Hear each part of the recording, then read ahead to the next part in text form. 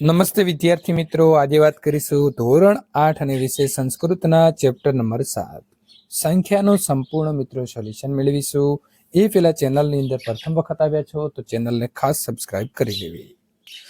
પહેલો પ્રશ્ન છે, નીચે આપેલી સંખ્યા છે તેને સંસ્કૃત શબ્દોની અંદર લખવાનો છે। અહીં તમે 35 જુઓ છો તો પંચત્રીસત, તો જે અંકમાં આપેલા છે એને આપણે અહીં શબ્દોની અંદર લખીશું। 22 છે તો આવશે દ્વસ્તિત, 38 છે તો આવશે અષ્ટત્રીસત, ત્યાર પછી મિત્રો 56 છે તો આવશે ષટ પંચાશત, 68 છે તો અષ્ટ ષષ્ટિહ, 80 છે તો અશીતઃ।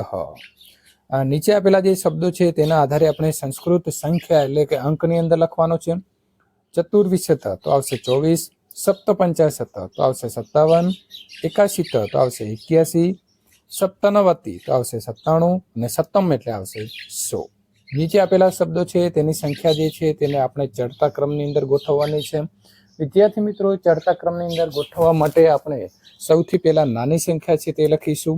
ત્રીણી, ષોડશ, એકવિશતી, સપ્તત્રીસત, એકચત્વારીસત, ત્રિપંચાશત, પંચષષ્ટી, ચતુર્સપ્તતિ, નવંતી અને શતમ એટલે કે 100। અહીં વસ્તુના ચિત્રો, તેના નામ તથા તેની કિંમત આપેલી છે, તે જોઈ નીચે આપેલા જે પ્રશ્નોના જવાબ છે તે લખવાના છે। અહીં મિત્રો પુસ્તક છે તો તેની 35 રૂપિયા કિંમત છે। લેખની એટલે કે જે બોલપેન છે તેના 10, ક્રેડનકમના 25 અને કંદુકહ એટલે કે દડો છે તેના 20 રૂપિયા છે। હવે આપણને ઉદાહરણ આપ્યું છે તો પુસ્તક અને બોલપેનના કેટલા થાય તો થશે 45, તો આવશે પંચસત્વારીસત। એવી રીતે અહીં આપણે જે છે સરવાળો કરીને લખવાનો છે। બોલપેન અને ક્રીડનકમ છે તો તેના થશે 35, પુસ્તક અને કંદુકહ એટલે કે જે બોલ છે તેના થશે 55, ત્યાર પછી ક્રીડનકમ અને કંદુકહનો થશે 45, અને અહીં આવશે બુક અને બોલપેન તો તેના થશે 45।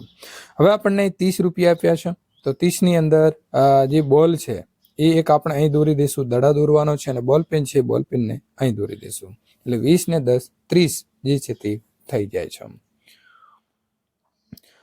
અહીં બાળકોએ પરીક્ષામાં મળેલા જે ગુણ છે તે આપેલા છે, તે જોઈ નીચે આપેલા જે પ્રશ્નો છે તે પ્રશ્નોના જવાબ આપણે આપવાના છે।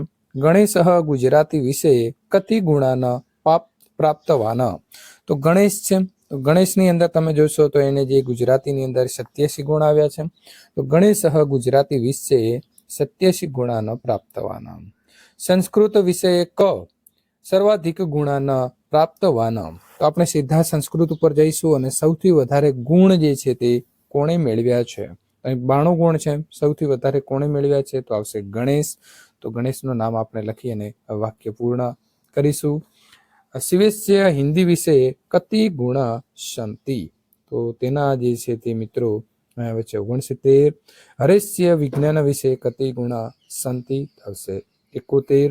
ગણિત વિષયે સર્વાધિક ગુણ કતિ સંતિ, તો આવશે મિત્રો ગણિત વિષય જે છે એની અંદર સૌથી વધારે ગુણ જે છે તે ગુણ આવશે શિવેશ, તો આપણે કોનું નામ લખીશું તો જે આપણને શિવેશ આપ્યું છે તેનું નામ લખીશું।